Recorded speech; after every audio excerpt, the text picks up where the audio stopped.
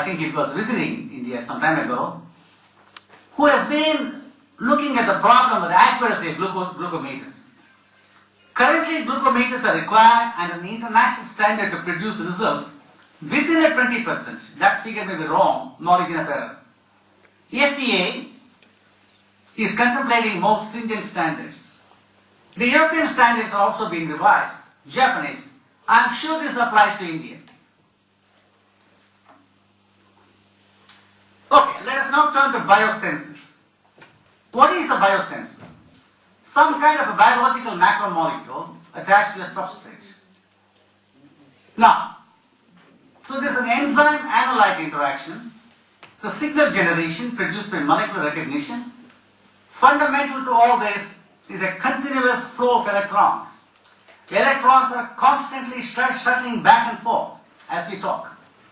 Then there is an output, which is the current proportional to concentration. Now, lab-on-a-chip concept has been around. In the sensor that we have designed is a 4 microchannels. Carbon, a graphene nanotube filter and a collective determination consists of a sample chamber, separation, amplification and sensing. When you put 4 channels, each channel contains a specific probe protein that is covalently linked either to carbon nanotube or dope graphene.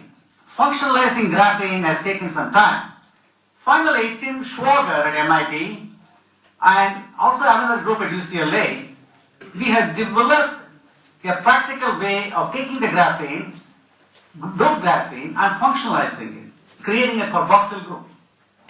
Now, the original concept owes its origin to George Whiteside's, one of my mentors, that paper in Nature 2006. We have a paper coming up in Nature Medicine, it could be 2012 or 2013, it's in a revision right now, that describes this. Now let us look at the flow chart of the device. Talking of tiny amounts, say 20 microliters or less of blood. And we are detecting glucose, HbA1c, glycosylated hemoglobin, LDL, total cholesterol and triglyceride. It's quite a challenge. The prototype has a number of modifications that require to be made. Some people have questioned, why do we need triglyceride? Does the triglyceride in the serum fluctuate? Not necessarily.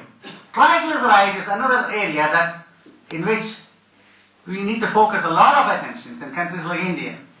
Our food has tremendous amount of triglycerides. So I would imagine the triglyceride levels in the serum must be alarming in addition to glucose. We also may need a composite index. We are working towards it with the endocrinologist at Brigham and Women's Hospital. There's a paper that's being submitted, invited paper to circulation research. And what has happened is in our laboratory, the current impact factor GRACE has gone up. New England Journal of Medicine, which is one of the journals which has the highest impact factors, like the Reviews of Modern Physics. Our paper in that has an impact factor of 55. So suddenly, the students are getting fed up with low impact journals. Low impact journals and certain types of journals that we used to publish might become non-existent, might vanish like dinosaurs. When I was in France, I was surprised to see many French journals folded up. I think the time has come for CSIR to take a very close look at the journals they have published. They're happening in Japan, happening in France, happening in Germany with some slowly, and Gematria Chemie is still there. That means there is literally the major journals alone will become the medium because it's quicker. Russian journals are gone. I hope the people who are in CSIR would sit and think what needs to be done about it. Now, let us look at the basics of electrochemistry. Underlying this electron transfer is a redox reaction, transfer of electrons. It occurs at a working electrode, produces current, electrons flow to counter electrode, and the current is proportional to concentration. So there is a redox, there is an oxidation, a loss of electron, a reduction, a gain of electrons. So there's a movement of electrons, no matter which protein you take, glucose oxidase, cholesterol oxidase, cholesterol esterase, lipase, fructosyl amino oxidase. All of them have been expressed, cloned, purified in our laboratory and mutated. Other mutations are totally different. We call them rational site-directed mutations, mutagenesis. We do not blindly mutate the proteins. We mutate the proteins for different applications. There is a Springer monograph called Proteins to Nano Devices in 2007. The next Nobel Symposium, not this year, this is supposed to be, is going to be on protein devices. So a lot of activity is going on. So protein-based devices, leveraging on one of the last frontiers, not the last frontier. When you say something is the last frontier, remember, the major workhorse in glucometers. Of course, there have been many other methods as well. Glucose oxidase has presented several difficulties in the molecular biology.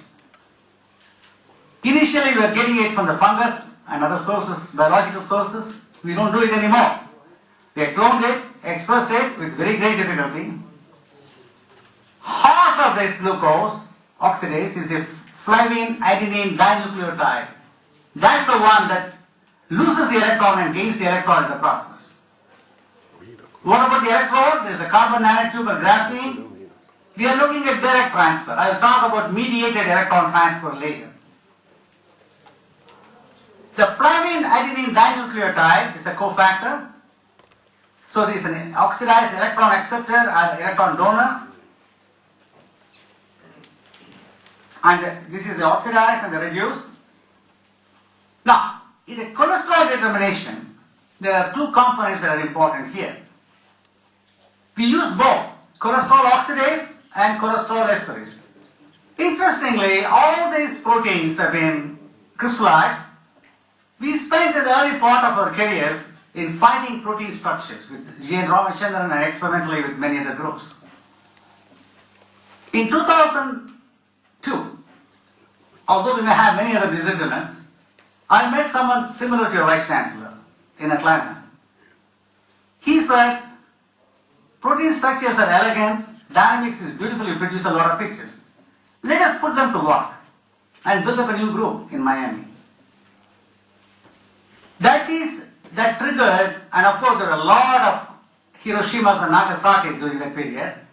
Finally, we put together the concept, protein-based devices. That is the book, that Springer monograph, the Nobel Symposium coming up in 2013, and also the likelihood that the Finland Academy is seriously considering the Technology Millennium Award to go in these areas as well.